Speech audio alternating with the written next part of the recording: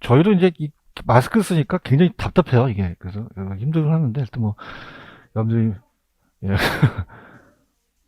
내리고 해요? 내려세요? 규정, 이렇게 내려주세요? 허락받고 갈게요. 되겠습니까? 왜냐면 이게 효능이 없어. 이게 막으니까요. 막 답답해갖고 막 안 돼. 그래서 조금만, 마지막 시간만 이렇게, 하시고.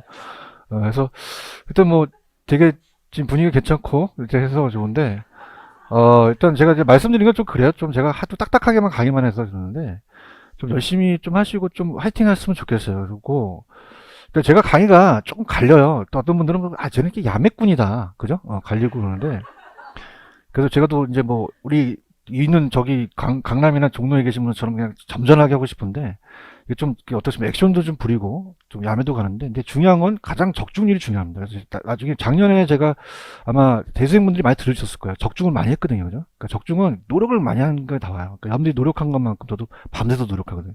야매는 한 2시, 새벽 2시에 또 생각이 나고 그러는데, 그래서 이제 올해는 적중을 좀 해야 되는데 감정평가 시험 시험이 아직 안 쳤어요. 쳐야지만 좀 나오거든요, 그죠? 아우트에 나오고. 그렇게 해서 이제 제가 해드릴 테니까 하여튼 최소한 저만이 아니라 이제 교수님들을 좀 믿고 따르신다면은 아마 합격을 다 하실 겁니다, 그죠? 많이 흔들리죠. 막 이제 다 교수님마다 이제 좋아하시는 분이 있고 또 안 좋아하시는 분이 있고 그러는데 흔들지 마시고 그냥 다 잘하신 분이 그러니까 그냥 딱 일관성 있게 꾸준히 갔어요. 아시겠죠, 그죠? 아시고 이거 내리니까 또 낫네. 2배가 되겠네. 난 모르고 난 순진하거든, 되게. 이거 이렇게, 이게 규정이니까 저는 이게 해야 되는 줄 알고, 그죠? 이거 하면 또 잘릴 수도 있고 그러니까, 이렇게 하면 편하네. 알겠습니다. 자, 이렇게. 알겠습니다. 갈게요. 강의가 좀 잘 될 것 같아요. 그죠? 이렇게 해가지고. 됐습니다. 그럼, 진작 말씀하시죠. 이게 또, 살쪽에서 찌니까 호흡이 안 돼, 호흡이. 그죠? 안 되니까, 그래서 하고. 10번 보세요. 10번을 가지고 10번하고 11번 보십니다. 10번은 11번은 이제 보시는데 페이지는 132페이지. 분위기가 아주 좋아졌습니다. 132페이지. 찾으셨습니까? 찾으셔서 그러니까 이제 이제 뭐 이 게시판에 우리 일산에는 많이 울리실지 몰라지만 굉장히 많이 울리셔요. 그래서 막 계산 문제가 뿅 간다. 그래서 차 안에서 땡기는 거 아시죠? 그래서 어떤 수강생분은 차 안에서 땡기는 걸 길 가다가 소리를 질렀대요. 그랬더니 옆에 와이프가 왜 그래? 그래서 그랬는데, 하여튼 뭐 여러분들은 게시판 안 올리시는 것 같은데, 그래서, 그러니까 강사들도 잘한다면 더 잘해요. 그러니까 여러분들이 좀 같이 좀 응원하세요. 지금 여러분들이 그 10번 문제 보고 계시죠? 자, 따라서 시장의 구조가 몇 차가 있죠? 1차, 2차. 그럼 몇 차를 바꿔낼까요? 1차, 2차. 준비를 하셔야 됩니다. 그죠? 여기가 준비가 됐고, 그 다음에 7번에, 자, 따라서 MBB. 쭉 보시면은 MBS의 전 종류가 있죠. 근데 지금 제가 아까도 얘기했지만은 점잖게 해야 되는데 여기는 야매 없이는 안 돼요. 자, 여기 그냥 있다 야매가 있다. 야매로 좀 가져가셔야지만 되는 것이지 여기가 이론상 안 되니까 우리가 들어가 볼게요. 자, 그럼 일단은 132페이지 찾으셨습니까? 가시면 시장은 몇 차 시장과 몇 차 시장이 있어요. 그럼 1차와 2차가 다르겠죠. 그죠? 그래서 우리가 1차는 자, 아웃라인을 잡으시면은 자금을 대출해주는 시장이에요. 자, 그러면 차입자가 왜 저당 잡는다는 얘기 들어보셨죠? 그래서, 자, 따라보세요. 주택저당 채권. 자, 저당권 설정하면 채용권, 차용증을 발행해요. 그래서 자금을 조달한다는 거죠. 그래서 금융으로부터 돈을 빌리는 거니까, 얘도 따라보세요. 부채금융. 부채금융. 그럼 2차 시장에서는 이 저당권 채권을 가만히 있어요. 공사한테 유동화시켜요. 그럼 거기 보시면 주택저당 채권 집합물이라는 단어가 있죠? 저당을 모아놓은 거예요. 그래서 우리가 풀이라고 얘기하는데 개별 저당 하나만 유통시키면 너무 비효율적이니까 이런 하나하나 저당을 모아서 하나의 저당 집합으로 만들어서 이 투자자한테 금융상품 파는 게 따라서 MBS 사셨죠, 그죠? 그래서 이제 전체적인 흐름을 볼게요. 그래서 1차 시장과 2차 시장을 바꿔내거든요. 1차 시장과 2차 시장 들어갑니다. 그래서 1차 시장은 자금을 대출해준 시장이고 2차 시장은 자금을 공급하는 시장이에요. 그죠? 1차와 2차를 바꿔냅니다. 자, 그러면 아까 모가지론이에요? 모기지론이에요? 이게 모가지론이요? 모기지론. 이게 모기지론이에요. 보금자리론이라고 들어보셨죠? 그래서 우리나라 보금자리론이 만들어지면서 MBS 제도가 만들어지게 된 거죠. 그래서 보금자리론입니다. 보금자리론. 자, 그럼 보금자리로는 단기예요, 장기예요? 장기. 10년, 15년, 20년, 30년이고. 자, 그 다음에 고정금리입니다. 고정금리. 고정금리. 자, 그러면 이제 우리가 시장은 몇 차 시장과 몇 차 시장이 있다고요? 1차와 2차가 있죠. 그래서 이제 만약에 여기가 차입자가 있습니다. 차입자. 차입자가 이제 무주택 서민이죠. 마스크 벗으니까 진짜 좋네. 잠깐만. 자, 그 차입자가, 난 순진했어, 진짜. 그럼 아파트도 우리가 주택이 되죠, 그죠? 아파트가 돼서 1억 이제 차입자가 이제 돈을 빌려요. 그럼 A은행이 있죠. A은행이 있는데, A은행을 대출자라 그래요. 대출자. 주자라고 합니다. 얘가 1차 대출 기간이에요. 1차 대출 기간. 대출 기간이다. 그러면 자금을 대출해주면은, 아까 주택저당 채권이라는 얘기 들어보셨죠? 그럼 얘기해 볼게요. 그냥 했어요? 주택을 저당 잡았어요. 저당 잡아서 그냥입니까? 차용증을 써주죠. 채권이 차용증이라는 뜻이에요. 채권이죠. 그러면 얘는 근거가 두 가지 근거가 있는데 현금 근거와 채권 근거가 있어요. 자, 그럼 어떻게 되죠? 지금 현금을 내주니까 현금이 부족하고 채권이 많이 늘어났죠? 그럼 그냥요, 이걸 유동화시켜야 돼요. 아까 유동성 위험이라는 거 기억나시죠? 그래서 이제 우리가 한국주택금융공사를 다 적으면은 저도 힘드니까 그냥 HF가 한국주택금융공사를 볼게요. 유동화 중개기간 역할을 하죠. 중개기간 역할을 한다면 자, 여기다 자금을 줘요. 자금을. 그럼 이 채권을 넘깁니다. 자, 넘기게 되면 그냥입니까? 현금이 들어옵니까? 들어오니까 현금이 늘어나죠? 그래서 따라서 유동성 증가. 그러니까 유동성이라는 자체는 어떤 자산을 현금화 시켰다는 얘기예요. 유동성이 감소하겠어요? 유동성이 증가하겠어요? 증가하고. 자, 유동성에 따른 유동성 위험은 증가하겠어요? 위험은 감소하겠어요? 감소하죠. 그러면서 이제 채권이 줄면서 유동화 시키죠. 여기가 이제 2차 대출 기간이 돼요. 2차 대출 기간이 됩니다. 그러면 저당 플러스 이제 유사한 것을 모아놔서 자, 이거를 팔아요. 저당풀. 그래서 저당풀로 팔아서 이걸 증권화 시킵니다. 투자자한테 판다는 거죠. 투자자가 여기다 자금을 주게 되면요. 자, 따라서 MBS를 발행해요. 그러니까 MBS는 정확하게 주택이라는 게 들어가고 모기지가 저당이에요. 저당이고 얘가 담보고 S가 증권입니다. 자, 따라서 주택저당담보증권. 근데 중요한 거는 어떤 지분을 증권화 시켰어요? 채권을 증권화 시켰어요. 채권을 증권화 시킨 거죠, 그죠? 그래서 이거는 이제 이 타인 자본을 조달해서 얘한테 이자를 먹는 거죠. 그래서 이건 부채금융에 들어갑니다. 부채금융. 자, 그러면 이제 여기까지 시장이 따라서 1차 저당 시장. 그럼 여기는 자금을 공급해줬어요? 자금을 대출해줬어요? 대출해줬죠. 그래서 주택 자금을 대출하는 시장이 되겠죠. 저당권이 설정되는 시장이에요. 자, 여기는 따라서 2차 저당 시장. 그럼 여기서 얘와 얘가 이루어지고 얘와 얘가 이루어지는 게 2차면 여기는 주택 자금을 대출해줬나요? 자금을 공급해줬나요? 공급해줬죠. 그래서 주택 자금 공급 시장이라고 하고 여기다 유동화 역할을 한다는 얘기죠. 그럼 유동화의 결정적인 역할은 1차 하겠어요? 2차에서 하겠어요? 2차죠. 자, 차입자는 2차예요? 1차예요? 그럼 차입자와 2차는 관련이 있어요? 관련이 없어요? 없죠. 없고요. 자, 얘는 부채금융이다 보니까 하나의 채권이나 사채를 발행하겠죠. 자, 그럼 우리가 부채금융이면서 얘가 저당 수익률이라는 게 나와요. 저당 수익이 이자 수익이거든요. 그럼 이자 수익이 자, 따라서 요구 수익률. 요구 수익률이라는 얘기 들어보셨죠? 그럼 최소한 요구 수익률보다 높아야 된다는 얘기죠. 요구 수익률보다 만족해야 됩니다. 자, 그러면은 자, 들어볼게요. 차입자가 나오면 몇 차죠? 1차. 투자자가 나오면요. 2차. 그래서 얘는 이따가 저당 채권, 저당 대출에 대한 것을 원하는 수요자라고 나오거든요. 수요자나 공급자한테도 빌려주죠. 다시 갑니다. 차입자가 나오면 몇 차? 투자자가 나오면 2차란 얘기예요. 자, 그 다음에 1차 대출기간과 2차 대출 채권을 반드시 유동화합니까? 자기가 보유할 수 있습니까? 보유할 수 있죠. 그 다음에 한정된 재원으로 또 유동화해서 많은 사람한테 대출해 주겠죠. 근데 중요한 거는 금리가 나와요. 자, 1차 금리하고 2차 금리 중에서 어떤 게 더 세야 되니? 라고 하면 1차가 높아야 돼요. 왜냐하면 여러분들 대출금리가 보통 대출금리는 높아요.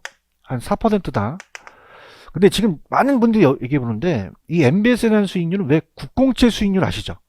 국공채는 그냥입니까? 수익이 낮습니까? 낮기 때문에 그거와 경쟁이거든요. 국민연금관리공단이라고 들어보셨어요? 그래서 이건 기관 투자자들이 많이 투자해요. 그럼 기관 투자자는 그냥입니까? 좀 수익이 안정돼 있습니까? 안정돼 있죠. 그래서 이 MBS에 대한 수익률이 요구수면 안정한다는 것은 뭐 예금금리가 막 2%면 2.5%면 간다는 얘기죠. 그럼 요의 MBS에 대한 2차에 대한 저당 수익률이 요구 수익률보다 커야 된다면 자 어떻게 됩니까? 1차 금리가 낮아야 돼요. 1차 금리가 높아야 돼요. 높아야 되죠. 자 중간에 그냥요 마진을 먹어요.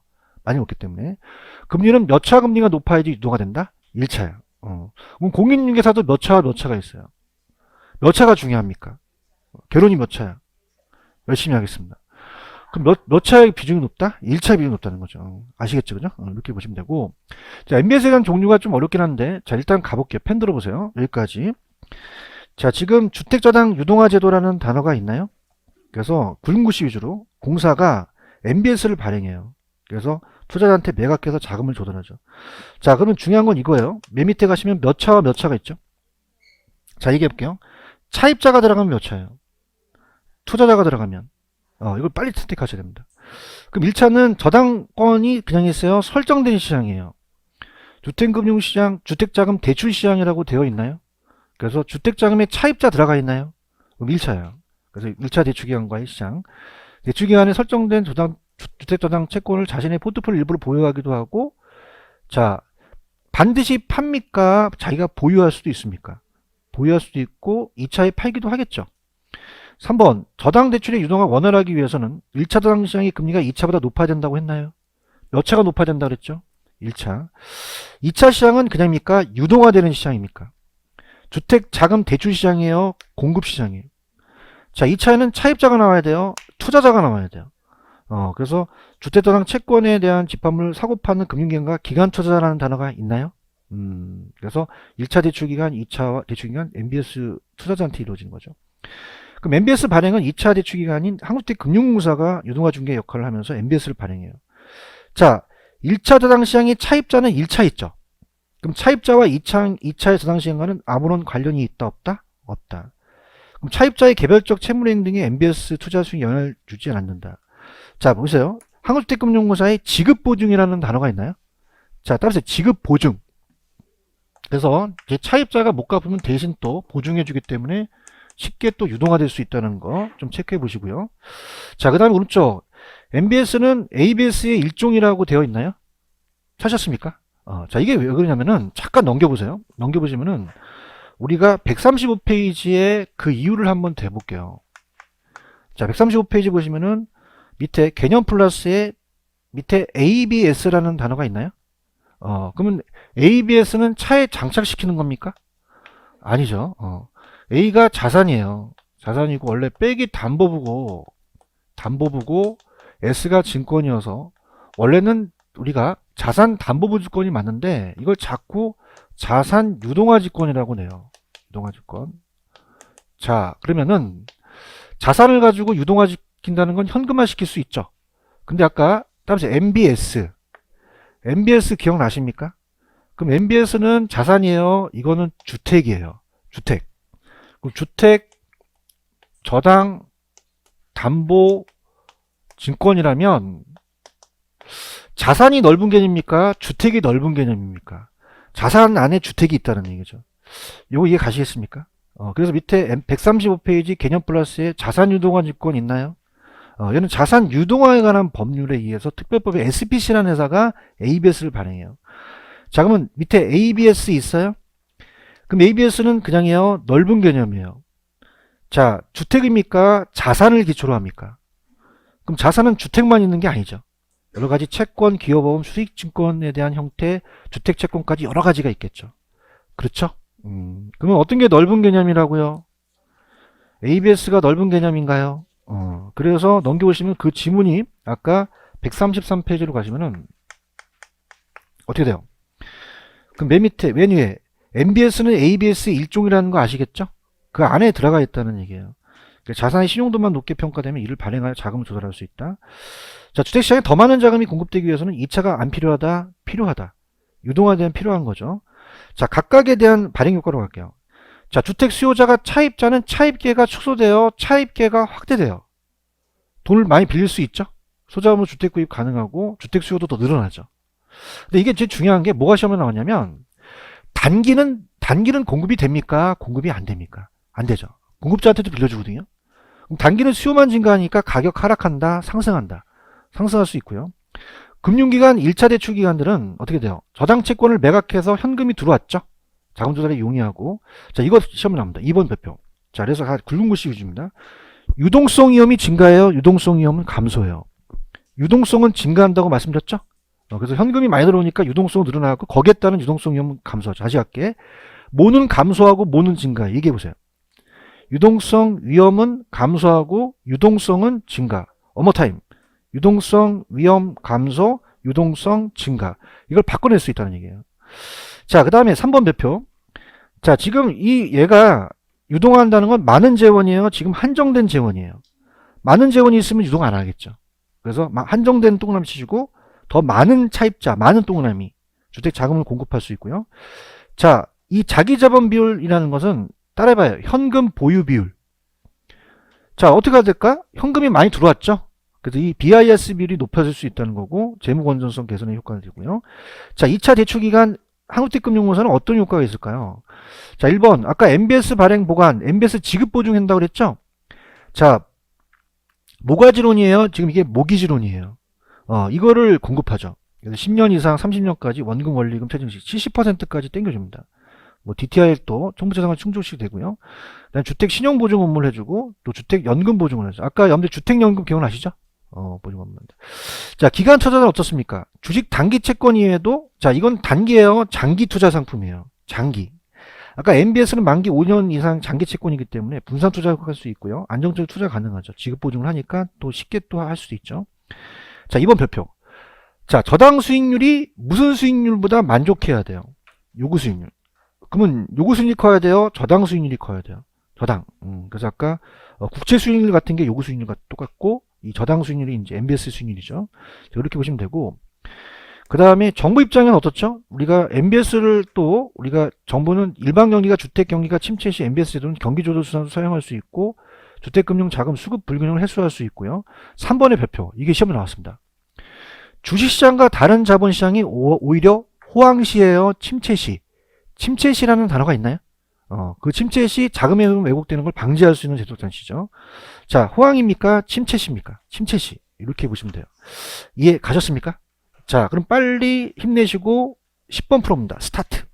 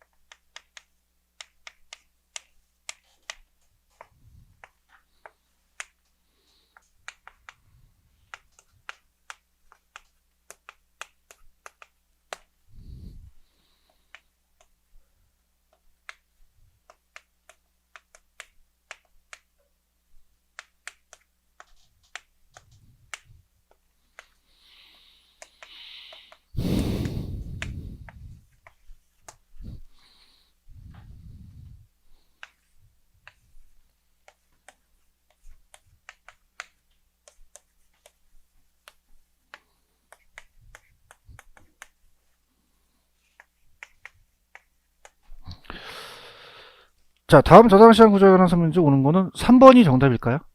자, 이렇게 한번 힌트를 드려볼게요. 자, 아까 투자자가 나오면 몇 차죠? 2차. 차입자가 나오면요.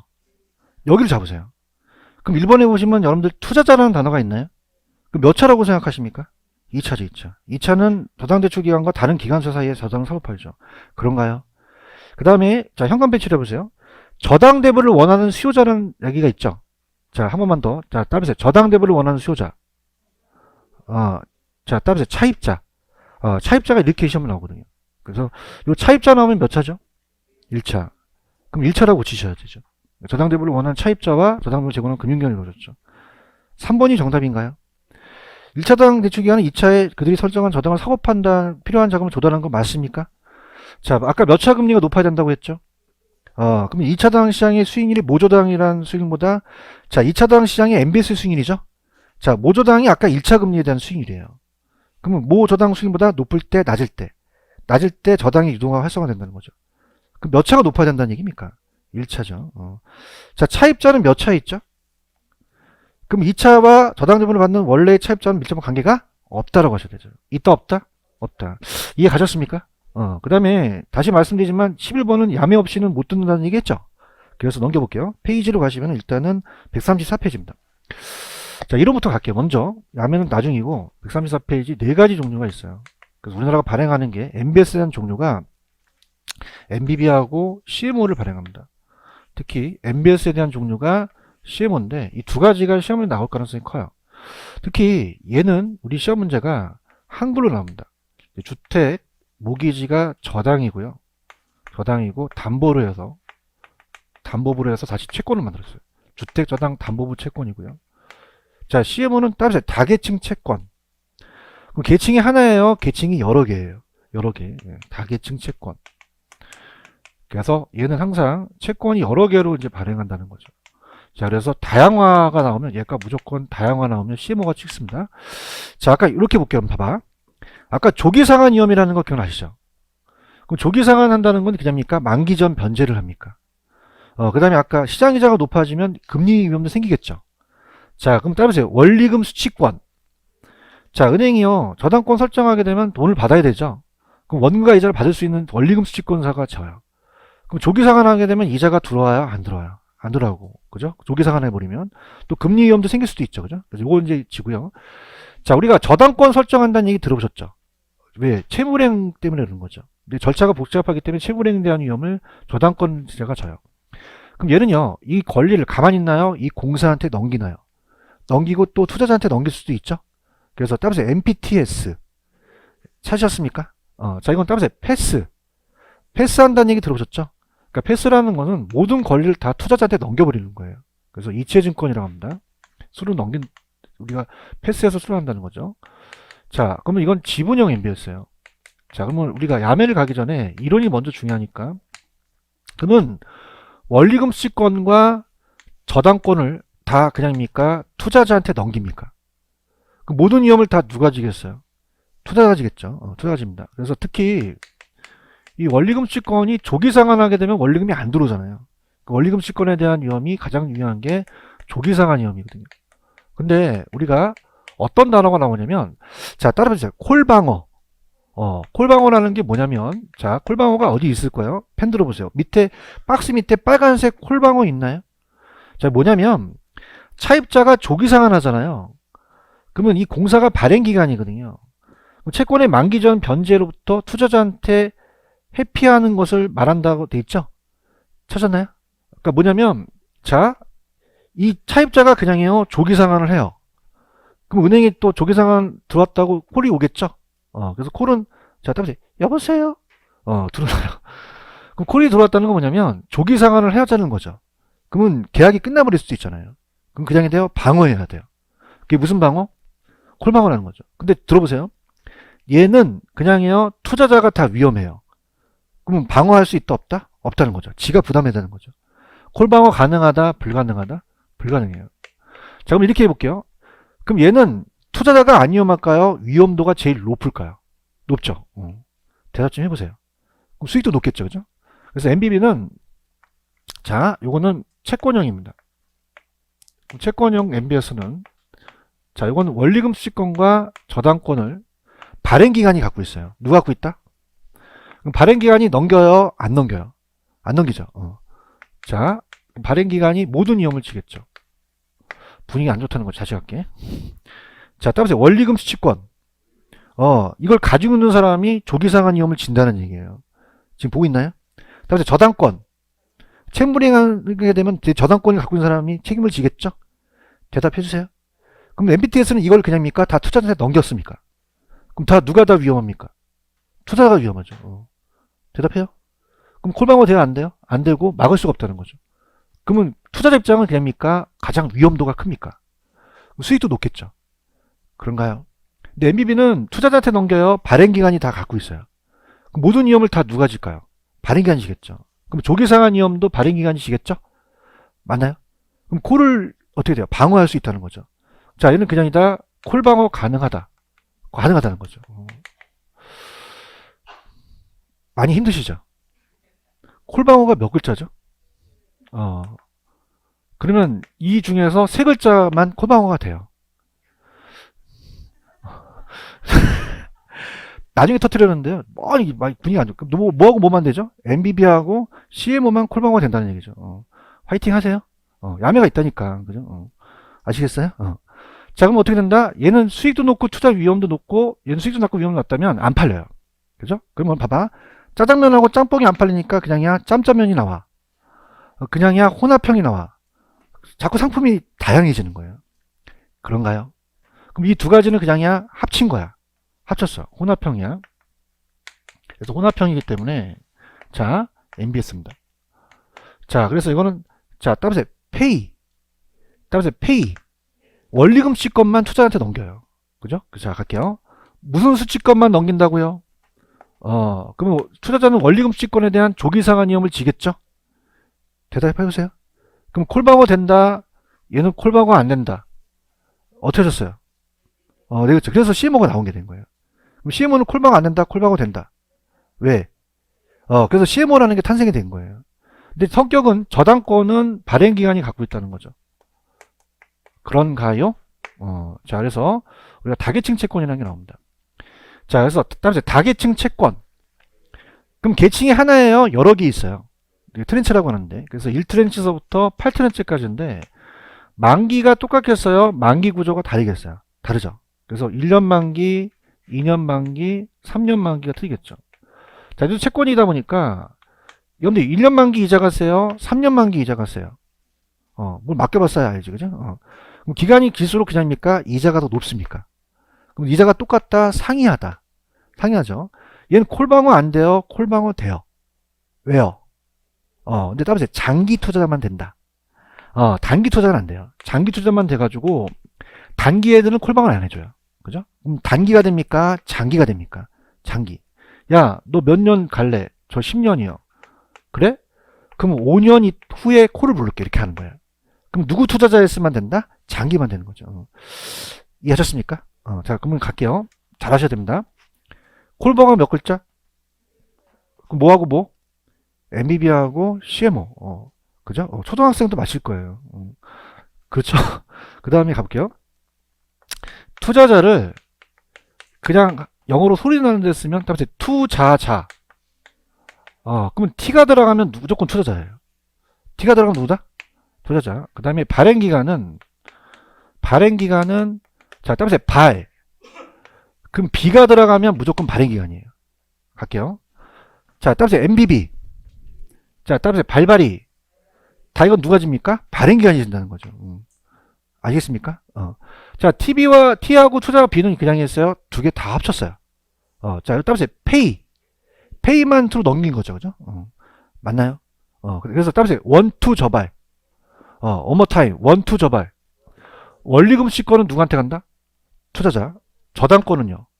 발행기관한테 가는 거죠. 자, 그래서 잘 보세요. 제가 스텝을 밟아볼게요. 다음에 원투 저발. 그럼 원리금 수취권은 누구한테 간다? 투자자. 조기상한 위험은 투자가 지겠죠. 저당권은 누가 갖고 있어요? 발행기관. 그 다음에 얘가 T인데 학교 다닐 때 S는 그냥이야 복수체제야. 그럼 다 투자자가 된다는 거죠. 안 좋다. 자, 합니다. 그 밑에 박스 하나 있어요? 이거 먹고 들어갈게. 자, 달아갈게. 콜방어 몇 글자? 되는 것만 얘기해.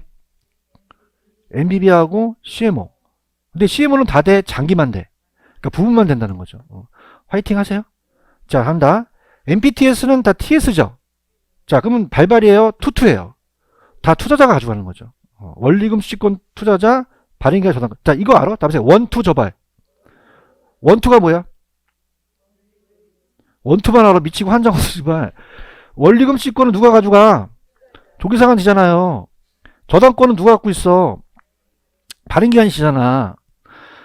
맞죠? 아까 그죠? 그럼 자 갈게요. 그러면 자 봐봐. MPTS는 다 그냥이야. 투자자가 가져가. MBB는요. 발행기관이 가져가죠. 맞나요? 다시 할게. MPTS는 따라서 투투. MBB는요. 발발. MPTV와 CM은 따라서 원투 저발. 원리금 수익권은 누가 가져가? 투자자. 투자가 조기상환이면 지겠죠? 대답해야 돼요. 힘이 나요. 저당권은 누가 갖고 있어? 발행기관이 갖고 있죠. 근데 저당권이 집합물에 대한 소유권으로 좀 길게 나올 수도 있어요. 채무불이행은 발행기관이 갖고 가는 거죠. 야, 이렇게 정도 해줬는데, 그죠? 다시 갈게. 콜방어 몇 글자? 누구하고 누구? MBB하고 CMO. CMO는 다 돼? 장기 투자했으면 되는 거지. 아시겠죠? 자, 그러면 MPTS는 그냥이야, 투투야. MBB는 발발. 그 유명한 야매를 아세요? 따라서 원투 저발. 원투가 무슨 뜻이야? 원리금 수익권은 투자자니까 투자가 조기상환 이용을 지겠지. 저당권 누가 갖고 가? 발행기관. 그래서 이걸 먹고 들어가야 돼. 이렇게 들어가려면. 먹고 들어갈 수 있겠어요? 잠깐만 한다. 자, 콜방어까지는 이해 가셨죠? 그래서 이제 그 밑에 나와 있는 거는 뭐 그냥 한번 읽어보시고, 자, 밑에 가시면은, 자, CMO가 있죠? CMO 찾으셨습니까? CMO도 배워쳐보세요. 우리 시험 문제 거의 다 CMO가 나와요.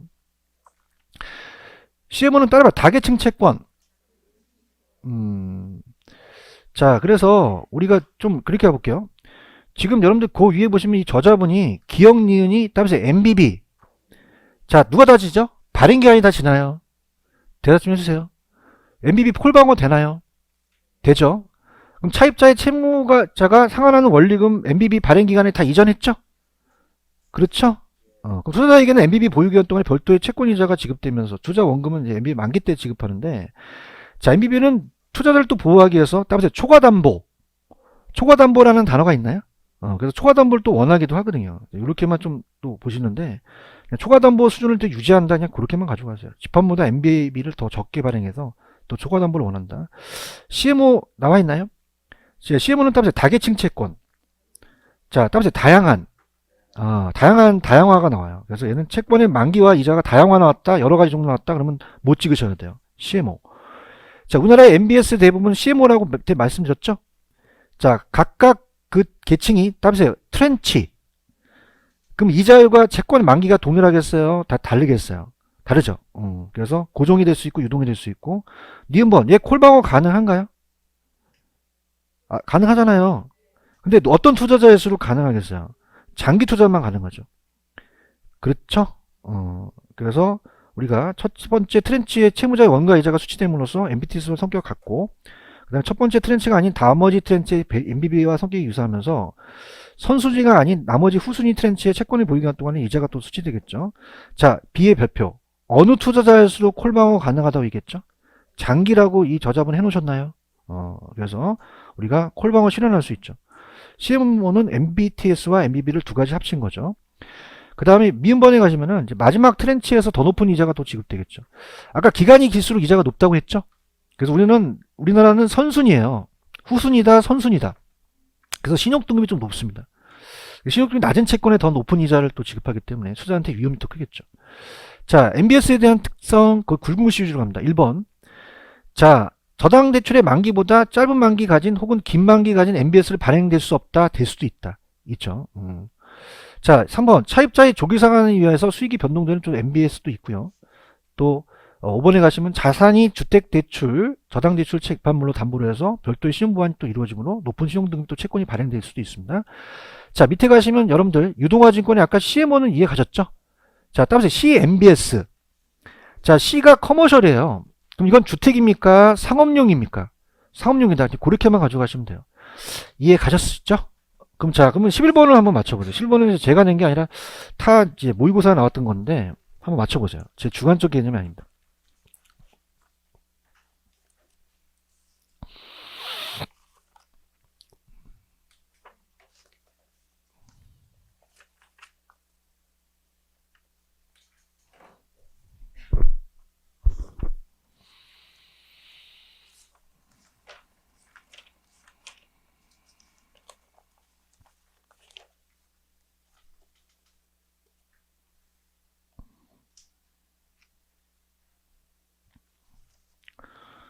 자, 다음은 저당담보조건에 관련된 내용이다. 계속 이거 잘못된 것은 MBB 콜방어 됩니까?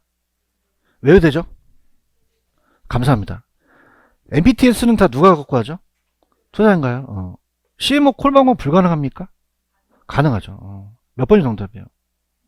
근데 단기일수록 장기일수록 MPTS는 내자죠. 콜방어 가능해요? 불가능해? 근데 5번 별표. 중요합니다. 자, 갑니다. 요거 한 번만 따라 하세요. 아까 그 박스에 이 저자분을 해놓으신 거 같이 갈게요. 아까 박스 있었죠? 자, 한 번만 갑니다. 따라하세요. 원투 저발. 자, 이 저자분의 박스에 원리금 수익권은 누구한테 간다고 그랬어요? 투자자한테 간다고 얘기했나요? 조기상환이면 투자자지겠죠? 저당권은 누가 갖고 있어요? 발행기간이 채무불이행이면 지겠죠. 그럼 CMO도 원투 저발이 맞겠죠. 그럼 CMO도 원리금 수익권은 누구한테 갑니까? 투자자한테 이전한다는 거는 투자자가 가져가는 거죠. 할 수 있겠죠? 이렇게 정리하시면 됩니다. 무슨 말씀인지 아시죠? 그죠? 됐습니다. 자, 그럼 갈게요. 다시 갑니다. 자, 이론 먼저 갈게요. 자, 따라서 MPTS, 패스 다 누구한테 넘겨요? 투자자. 모두 다 누가 위험합니까? 투자자. 콜방어 안 되죠? MBB는 다 누가 다 위험을 다 집니까? 발행기관자지죠. 콜방어 가능한 거죠. 맞습니까? 얘만 좀 신경 쓰세요. 따라서 원투 저발. 원리금 수익권은 누구한테 갖고 간다? 투자자. 조기상환은 투자자가 지겠죠. 저발 아세요? 저발. 저당권은 누가? 발행기관. 채무은행 발행기관이 지는 거죠. 아시겠죠? 할 수 있겠어요? 이렇게 가져가시기 바랍니다. 되셨습니까? 되셨고 넘겨볼게요. 우리 PF로 갑니다. 136페이지 가시면은 자, 136페이지. 자, 따라합니다. 프로젝트 파이낸싱. 찾으셨습니까? 여기다 별표 2개 쳐놓으시기 바랍니다. 2개. 출제빈도 높아요. 그래서 이제 PF 파이낸싱, 프로젝트 파이낸싱 자체가 이제 한 문제 나와요. 리츠도 중요한데 리츠는 아마 다음 시간에 해야 될 것 같습니다. PF만 좀 오늘 하고요. 프로젝트 파이낸싱입니다. 프로젝트 파이낸싱 들어갈게요. 자, 프로젝트 파이낸싱에 나왔던 문제를 다 말씀을 드리면, 자, 우리가 여러분이 이게 민자 유치한다는 얘기 많이 들어보시죠? 그래서 SOC라든지 뭐 철도, 뭐 고속도로 이런 것들, 이런 것들이 이제 인천공항을 예를 들 수 있어요. 인천공항.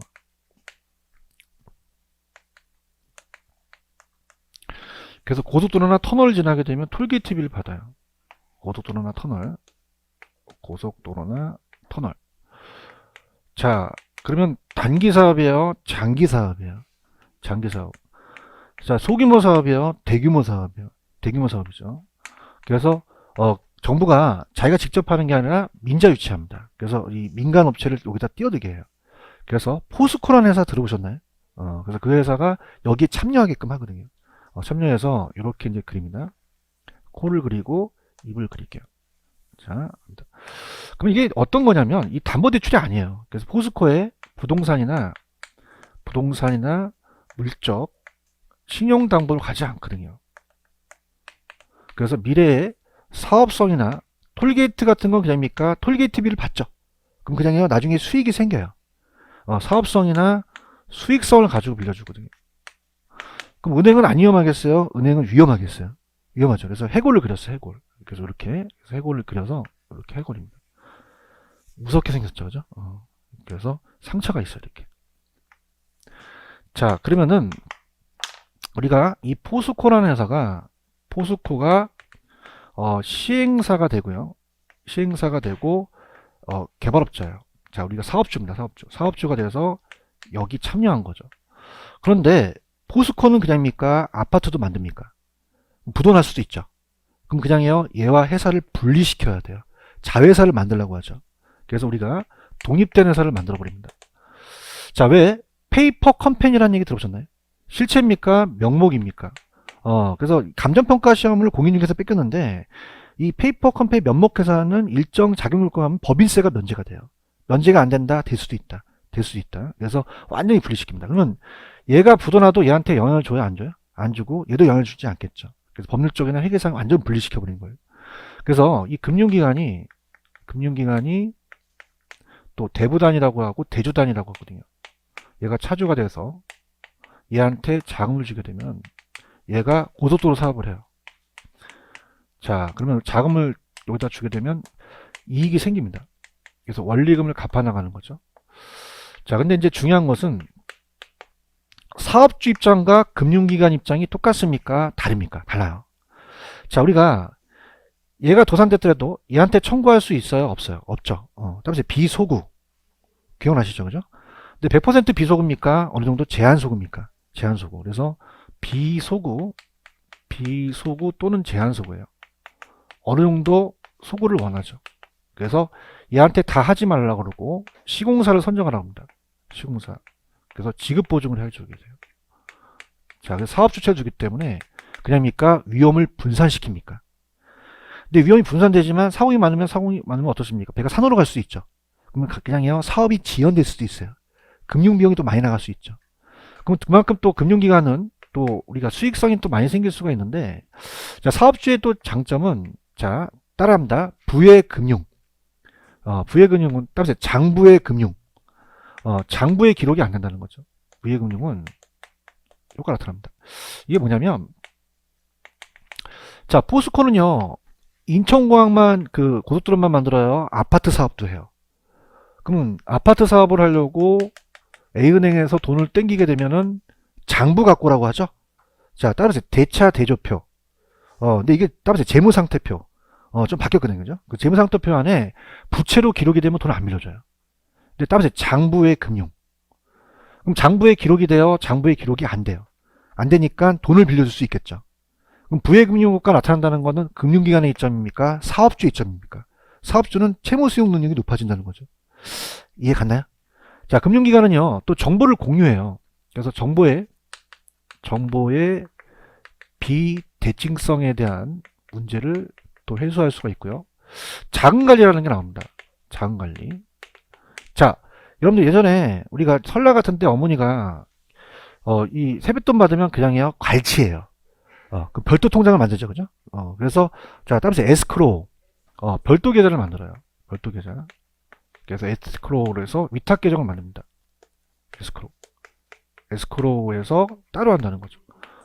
그럼 자금 관리는 시험 문제에서 이 시행사, 시공사가 자체에서 합니까? 에스크로우에서 합니까? 별도에서 한다고 해야죠.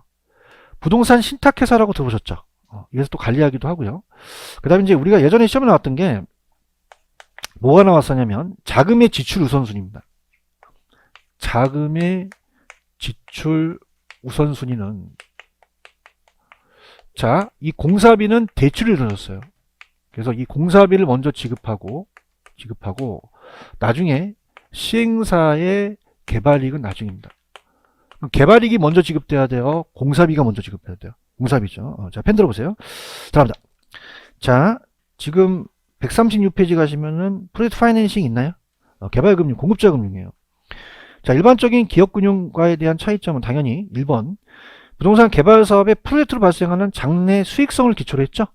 그래서 얘도 이제 금융기관부터의 작은 부채금융인데, 부채금융이라는 건 아직 안 떴습니다. 이렇게 보시면 되고요.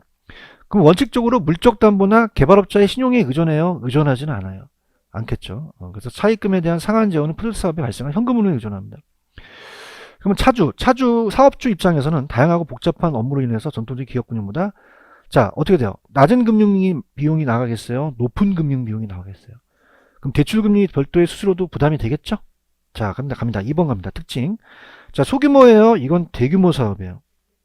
사업이 추진해서 개발업체들의 별도의 또 특수법인으로 만들어서, 아까 프로젝트 회사를 따로 만들었다고 그랬죠? 설립하고, 프로젝트 회사가 개발 자금을 차입합니다. 자, 금융기관은 개발사업주와 개발사업의 현금물로 그냥 있어요? 완전히 분리했어요. 그럼 개발사업주의 파산이 개발사업에 영향을 미친다? 미치지 못한다. 못하고요. 당사자 간의 위험 분산을 위해서 사업주는 또 컨소시엄, 연합 법인을 구성해서 이 대출기관의 대주다는 신디케이트 공동대출로서 이제 사업도 추진하기도 하죠.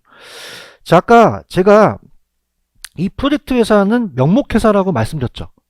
그럼 법인세 절감 효과 없다? 있다. 자, 3번 별표. 부의금융이라는 단어 기억나십니까? 자, 따라서 장부의 금융. 그럼 금융기관에 대한 기대할 수 있는 거예요. 개별 사업주의 장점이에요. 사업주. 찾았습니까? 그럼 포스코가 어떻게 돼요? 은행으로부터 돈을 땡길 수가 있죠. 그래서 채무에 대한 수용 능력, 돈 빌릴 수 있는 능력이 제고된다는 건 높아지는 거고. 자, 4번에 갑니다. 자, 소구예요? 비소구예요? 100% 비소구예요? 어느 정도 제한 소구예요? 그래서 이론적으로 프로젝트 도산이 개별사업주의 신용에 영향을 주지 않고, 따라서 프로젝트 도산 시에 대출기관은 개별사업주에 상환 청구를 할 수 없죠. 그래서 프로젝트 회사가 보유한 자산과 현금 흐름의 범위 내에서만 상환 청구가 가능해요. 자, 어떻게 됩니까? 지금 톨게이트, 고속도로의 톨게이트였다면 그냥입니까? 지금 돈이 들어온 게 있죠? 그 범위 내에서만 상환 청구를 하겠다는 거죠. 자, 그 다음에 별표. 효율적인 자금관리 원리금 상환 확보를 위해서, 자, 아까 어떻습니까? 자금관리는 시공사, 시행사 자체 계좌합니까? 에스크로에서 합니까? 독립적인 결제관리 계좌에서 설정한다고 돼 있죠? 그 다음에, 자, 프로젝트 금융이 부실화될 경우 해당 부동산 금융기관의 부실로 인해서 금융기관의 위험에 대비해서 실무적으로 직간접적 보증을 또 요구하겠죠. 자, 그래서 밑에 A번서부터 쭉 나왔는데, 책임 시공 요구 개발 사업 부도 시 부채 인수 사전에 약정을 하고요. 자, 개발 사업 토지에 대한 확보에 의해서, 자, 따라합니다. 담보 신탁. 담보 신탁이라는 단어가 있나요? 찾으셨습니까? 그래서 이거는 나중에 이제 신탁증서금융으로서 신탁회사의 신탁계약을 체결하면 신탁회사가 수익증권을 발행하면 그 수익증권에 따라서 질권 설정, 그래서 담보신탁이에요. 이건 저당이 아니죠. 그래서 프로젝트 금융이 제공할 때 대출기관이 토지의 저당을 설정할 수 없기 때문에 대출기관이 프로젝트 사업에 해당 토지의 권리를 확보하는 거죠. 자, 아까 제가 C에 별표 쳐보세요. 아까 공사비하고 개발이 기억나시죠? 그럼 어떤 게 먼저 지급되어야 돼요? 공사비는 대출로 이루어졌거든요. 그죠? 개발이익이 후지급이라고 되어 있나요? 이거 별표 쳐보시죠. 2번 나왔습니다. 2번 나왔어요. 그래서 다시 갑니다. 대출금은 먼저 상환하는 게 중요한 거죠? 그래서 첫 번째 순위는 원리금 상환이 먼저고요. 원리금 상환이 먼저고, 그 다음에 중요한 건 아까 이건 대출로 주었기 때문에 개발이익이 먼저예요? 공사비 지급이 먼저예요? 공사비 정산 후 개발이익 후지급이라는 단어가 있나요? 그 다음에 시행사와 시공사에 대한 추가적인 출자 요구도 하겠죠. 이해하셨죠? 그 다음에 이제 그 밑에 부분은 잘 출제가 안 돼서 제가 이건 다음 시간에 제가 해드리겠고요. 오늘 문제 12번으로 마무리하죠.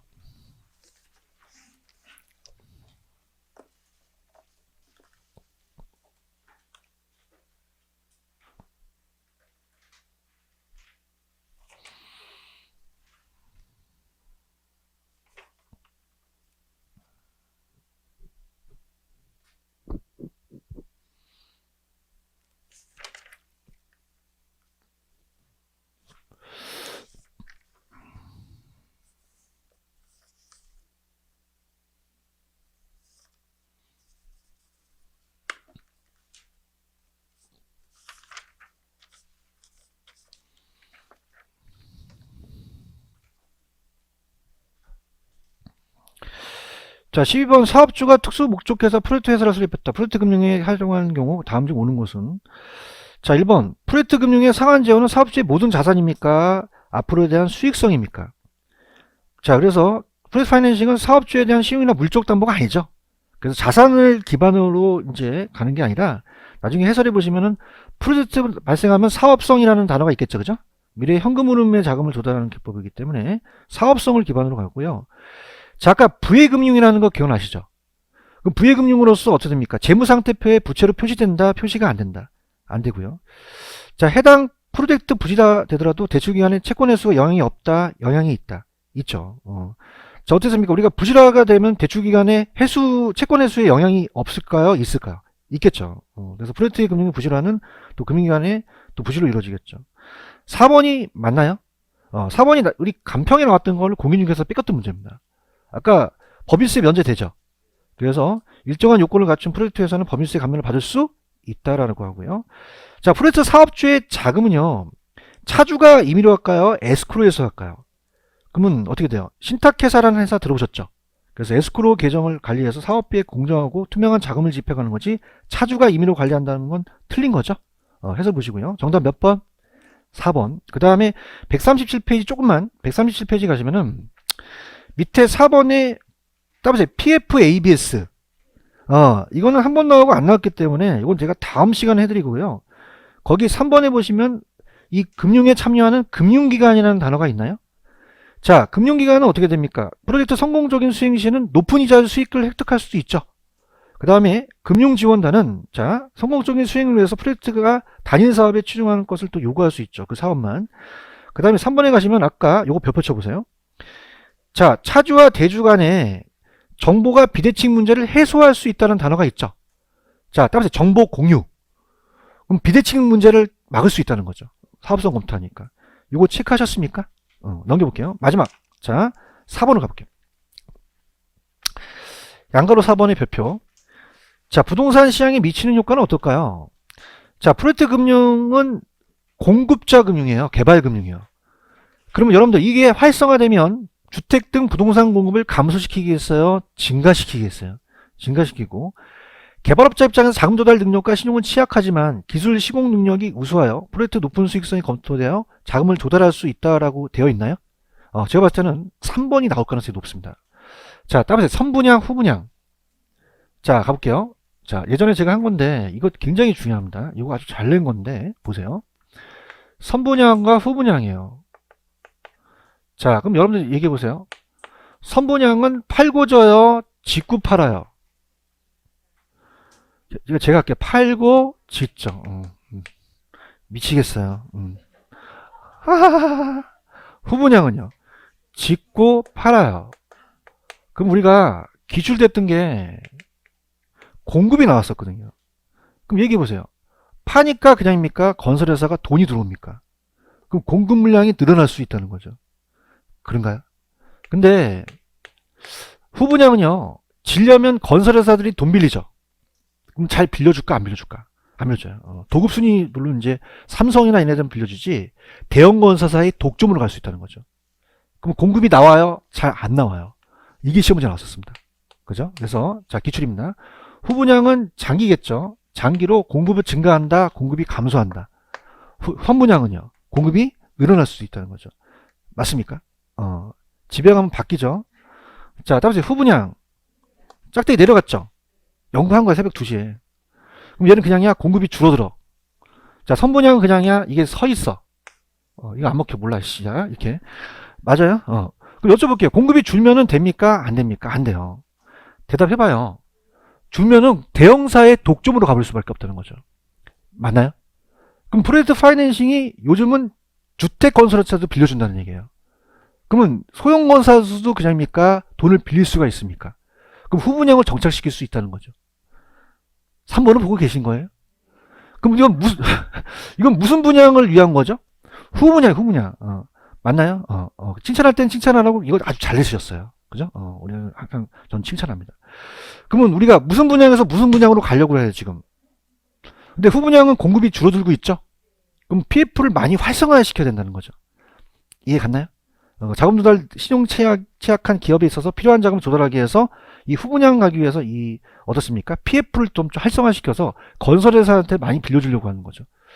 이거 이해 가셨습니까? 다시 이어갈게요. 프로젝트 파이낸싱은 소비금융이에요, 개발금융이에요. 수요를 늘려요, 공급을 늘려요. 자, 지금 어떻게 됩니까? 지금 현재는 선분양 쓰고 있죠. 대답해봐요. 근데 선분양이 발생되면요, 문제점이 발생되는 게 그냥입니까? 투기가 발생합니까? 얘 투기 줄일 수 있죠. 대답해봐요. 선분양은 견본주택만 필요합니까? 나중에 어떻게 견본주택 뿅가게 짓죠? 그럼 너무 청약 시점에 견본주택 뿅가요? 나중에 입주 시점에 부실공사도 뿅가요? 두 번 뿅가잖아요. 근데 후분양은 그게 다 막아질 수 있다는 거죠. 아시겠죠? 작년에 나왔던 게 선분양은 어떻게 따라서 팔고 짓는다. 그럼 이자 부담은 소비자가 내는 거죠. 이해하셨죠? 그러면 후분양으로 가려면 그냥입니까? 공급이 줄어듭니까? 그래서 무슨 파이낸싱을 활성화시켜야 돼요. 그래야지만 후분양 정착하는데 도움이 될 수 있다는 거죠. 여기까지만 할게요. 하시고 다음 주에는 중요한 건 아니지만 137페이지 가시면 PFABS라는 단어가 있나요? 여기 다음 주에 제가 설명하면서 들어갈게요. 오늘 여기까지입니다. 수고하셨습니다. 감사합니다. 네.